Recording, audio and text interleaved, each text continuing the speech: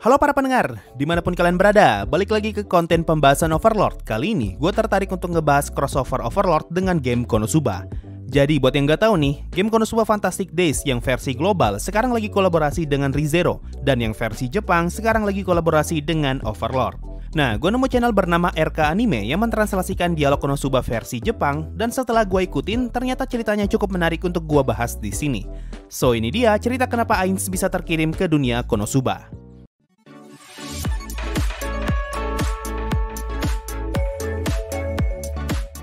Semua dimulai dari dalam Nazarik, di mana Ainz merasakan sebuah sihir misterius yang tidak dia kenali sama sekali. Ainz pun tertarik untuk memeriksa sumber sihir itu, dan dia pun meminta pendapat dari Albedo. Tapi Albedo seperti tidak setuju dan bertanya kenapa Ainz sendiri yang harus turun tangan.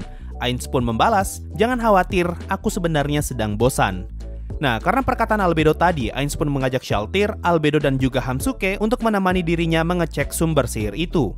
Mereka berempat pun turun ke lantai 6 dan bertemu monster berbentuk kodok raksasa berwarna pelangi. Ketika melihat kodok itu, Ainz kaget setengah mati karena baru kali ini dia melihat kodok sebesar itu. Di saat semua orang terheran, kodok itu tiba-tiba menyerang dan Shaltir melompat untuk melindungi Ainz. Shaltir pun ditelan dan Ainz segera menggunakan sihir untuk membuat kodok itu pingsan.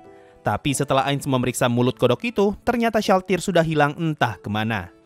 Di sini Ainz pun menyadari kalau sepertinya mulut kodok ini memiliki efek teleportasi. Jadi siapapun yang ditelan kodok ini akan terkirim ke tempat lain. Albedo yang jijik dengan kodok ini menyarankan Ainz untuk mundur, tapi Ainz menolak dan dia segera masuk ke dalam mulut kodok itu. Lalu diikuti dengan Hamsuke dan Albedo mau tidak mau harus ikut meskipun dia merasa jijik.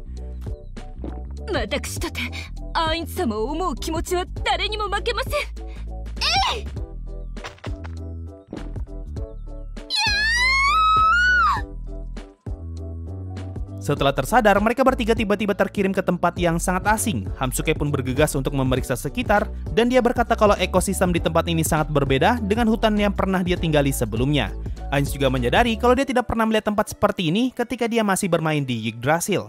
Jadi Ainz berpikir kalau sepertinya dia terkirim ke dunia lain lagi. Albedo juga diutus untuk memeriksa area sekitar dan mencari Shaltir yang sekarang masih belum bisa ditemukan. Tapi setelah kembali, Albedo masih belum bisa menemukan Shaltir. Nah, di saat mereka bertiga lagi ngobrol, tiba-tiba terdengar suara perempuan yang teriak,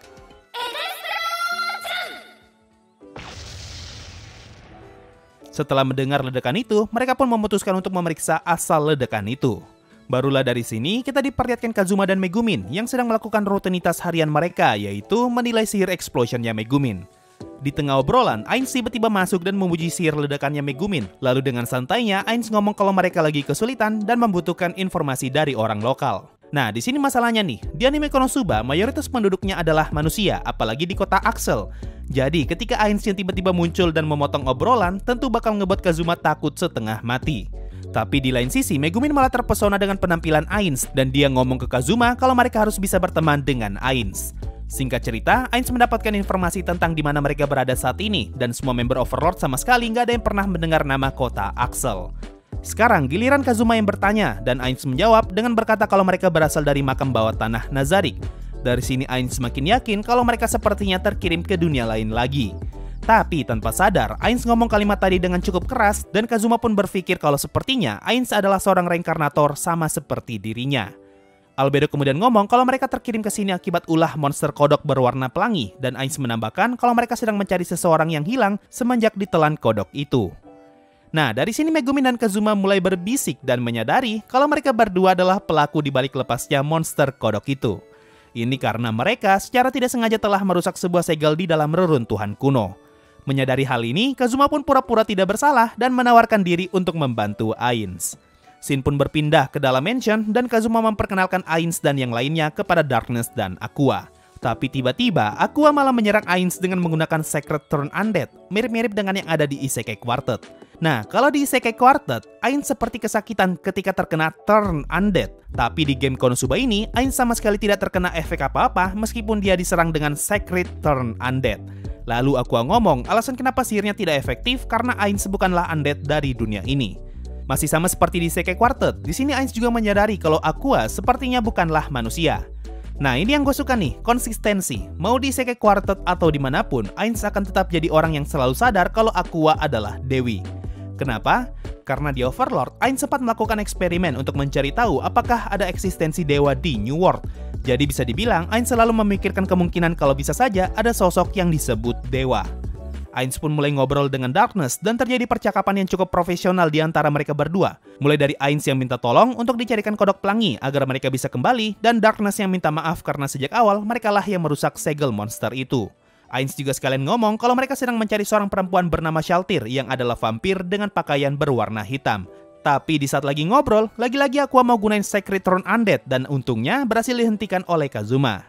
Lalu setelah beberapa lama, Aqua ngamuk lagi dan kali ini dia ingin menggunakan God Requiem tapi ditahan oleh Darkness. Melihat tingkah laku Aqua yang makin lama makin gila, Kazuma segera mengajak Ainz untuk keluar dan mereka pun pergi ke tokonya Whis. Nah ini yang buat ceritanya bagus nih, Ainz tuh punya jiwa kolektor yang sangat kuat. Jadi ketika dibawa ke tokonya Whis, di dalam hatinya Ainz senang banget. Karena ada banyak item yang belum pernah dia lihat dan semuanya dia anggap sebagai item langka. Kazuma pun minta ke Whis untuk bantu mereka mencari informasi tentang Shaltir. Whis pun menerima tawaran itu dan dia memanfaatkan kesempatan ini untuk menawarkan barang jualannya. Singkat cerita, Ainz membeli banyak banget barang di tokonya Whis. Sampai-sampai Whis senangnya bukan main karena baru kali ini ada orang yang mau beli barangnya sebanyak itu. Tapi karena Ainz nggak punya mata uang di dunia ini, akhirnya mereka menggunakan sistem barter, di mana Ainz menukarkan semua barang yang dia ambil dengan beberapa ore miliknya. Nah, Kazuma sempat heran kenapa Vanir mau menerima ore dari Ainz, tapi setelah dijelasin, ternyata satu biji ore itu bernilai jutaan eris.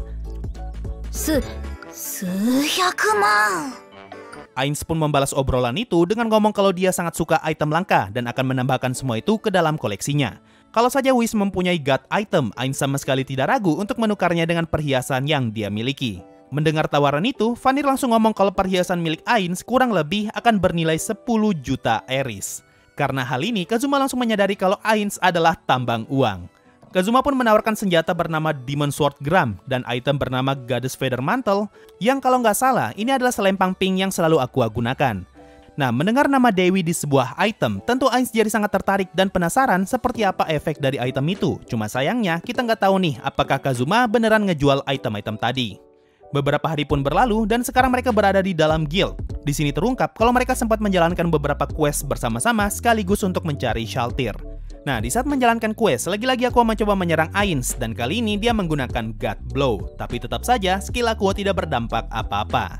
Lalu Darkness ngomong kalau sejak tadi pagi Aqua tidak pernah keluar dari kamarnya. Nah, setelah beberapa lama, Ainz menyadari kalau sepertinya Kazuma lebih sering mendapatkan item langka.